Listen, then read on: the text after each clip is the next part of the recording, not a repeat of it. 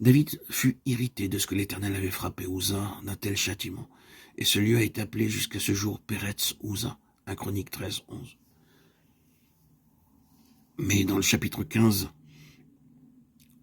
David se repentit. C'est alors que Dieu enleva la paille et le foin du cerveau de David.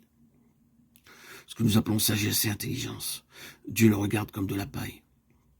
De la vie de Dieu, il y avait à ce moment-là beaucoup de rébus dans le cerveau de David. Il en est de même pour beaucoup d'entre nous.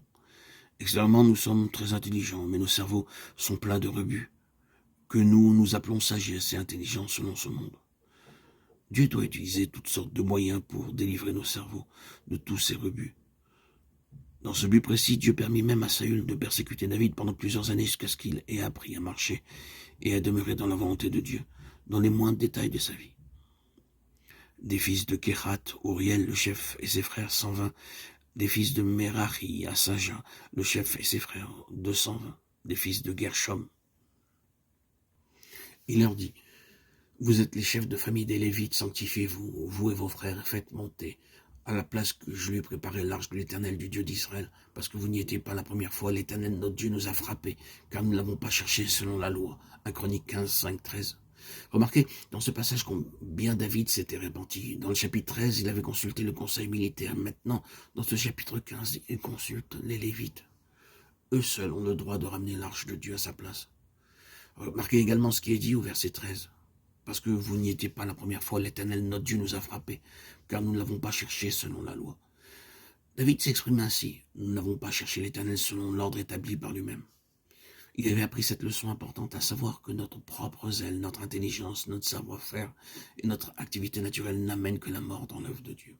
C'est pour cette raison que Dieu avait dû agir avec tant de sévérité d'une façon si douloureuse à l'égard de David. Les sacrificateurs et les Lévites se sanctifièrent pour faire monter l'arche de l'Éternel, du Dieu d'Israël. Les fils des Lévites portèrent l'arche de Dieu sur leurs épaules avec des barres, comme Moïse l'avait ordonné d'après la parole de l'Éternel. 1 Chronique 15, 14, 15. Dans Nombre 4, 10 à 12, il nous est dit clairement comment, selon les instructions de Dieu, l'arche devait être transportée. Et désormais, l'arche fut portée conformément à l'ordre établi par Dieu. 1 Chronique 15, 17 à 25, 28.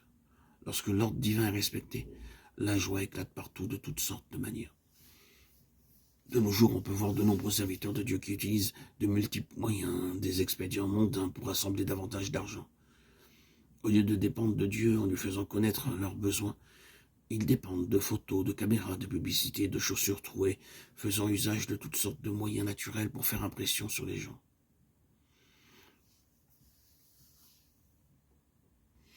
Il peut nous arriver d'employer toutes sortes de moyens humains, terrestres et mondains pour attirer des gens dans les réunions, les assemblées.